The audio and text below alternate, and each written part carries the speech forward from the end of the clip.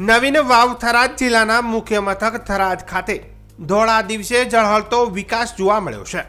શહેરના મુખ્ય ગાય સર્કલ 4 રસ્તાથી લઈને સાચોર હાઈવે પર આવેલી પાણીની ટાંકી સુધી દિવસ દરમિયાન રસ્તાની લાઇટો ચાલુ જોવા મળતા નગરજનોમાં આશ્ચર્યની સાથે રોષ ફેલાયો છે। સ્થાનિક લોકો જણાવે છે કે સવારથી બપોર સુધી પૂરતા સૂર્યપ્રકાશ હોવા છતાં સ્ટ્રીટ લાઇટો ચાલુ રહેવી એ સ્પષ્ટ વહીવટી બેદરકારીનું ઉદાહરણ છે।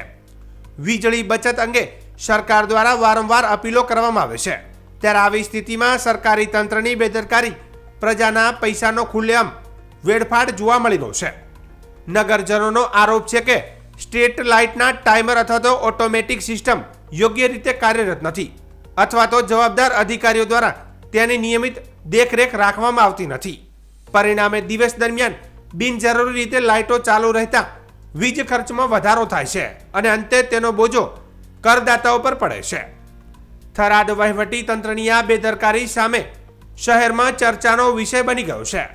પ્રજામાંથી અવાજ ઉઠી રહ્યો છે કે જો આવી નાની નાની બાબતો પર ધ્યાન ન આપવામાં આવે તો મોટા વિકાસના દાવાઓ કેટલા સાચા।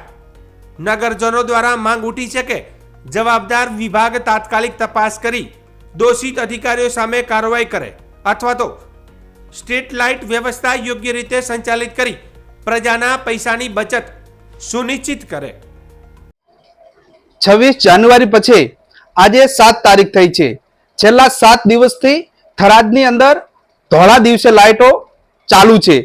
થરાદ ગૌ સર્કલ થી લઈ અને થરાદ માર્કેટ યાર્ડ એટલે કે સાચોર હાઈવે ઉપર જે નગરપાલિકા દ્વારા જે સ્ટ્રીટ લાઇટો લગાવવામાં આવી છે એ છેલ્લા 7 દિવસથી ધોળા દિવસે લાઇટ જલી રહી છે। 25 ને 26 બે રાત્રિ થરાદને આખું ઝગમગતું કર્યું નગરપાલિકા દ્વારા।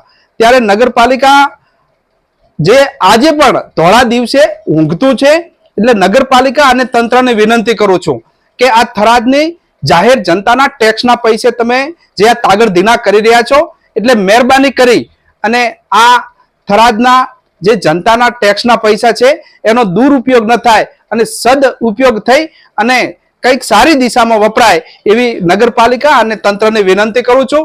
અને ફરીથી આપને મીડિયાના માધ્યમથી હું કહેવા માંગુ છું કે આ જે ધોળા દિવસે લાઇટો જળી રહી છે એ લાઇટોને તમે તાત્કાલિક બંધ કરો અને આ મેં જે વાત કરી એમ આ થરાદની જાહેર જનતાના ટેક્સના પૈસે જે તમે તાગડધીના કરી રહ્યા છો તે બંધ કરો અને આ જનતાના પૈસા સાચા રસ્તે વપરાય એવી આજના તબકે હું સરકાર, તંત્ર અને નગરપાલિકા જોડે અપેક્ષા રાખું છું।